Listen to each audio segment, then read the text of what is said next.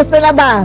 Oh, kumusta na ba si BBM mga kababayan? Nahimasmasa na ba sa kanyang pinapakalat na balita? April 16 ha? Sabi ni BBM, nahuli na si Zaldico!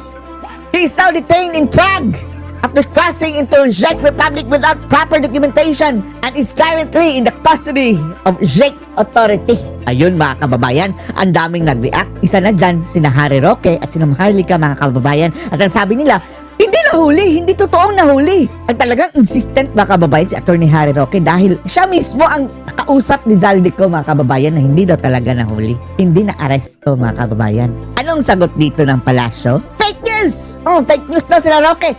Salot! Salot!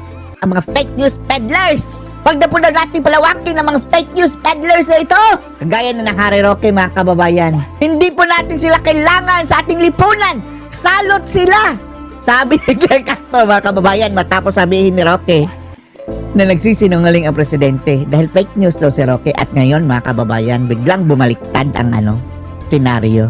Sa mga pahayagan ngayon, binalita, Zaldico is not detained at all in Prague. At pati na mismo ang DOJ mga kababayan, kinlaro, oh, mali daw na tawaging na aresto si Zaldico. O Claire Castro, sino ngayon ang fake news? Sino ngayon ang salot, Claire Castro? Etong tagapagsalita na nalink pa ito sa'yo ha? Nalink lang mga kababayan sa chika-chika. Dahil binigyan lang bulaklak tapos kilig na kilig si Claire Castro. Ang sabi niya, hindi tamang tawagin na naaresto si Zaldico dahil hindi naman daw naaresto talaga. Walang Zaldico na naaresto doon sa doon sa Czech Republic mga kababayan. Pakinggan nyo ha. When Elizaldico was I cannot again be careful with the nomenclature. It's not arrested. It's not arrested. Ang sabi ni Roque mga kababayan, nasita lang. Nasita. Parang, ano ito? Improper itong documentation mo.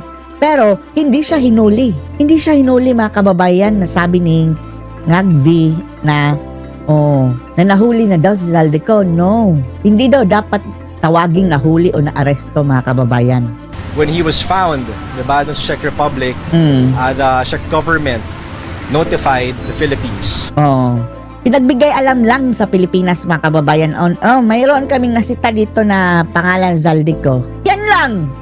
So let's do away with the word arrest, no? Let's do away with the word arrest. Iwasan daw natin mga kababayan ang salitang arrest. Sabihin mo yan kay Bangag. Sabihin mo yan kay Bangag. So away with the word arrest because arrest assumes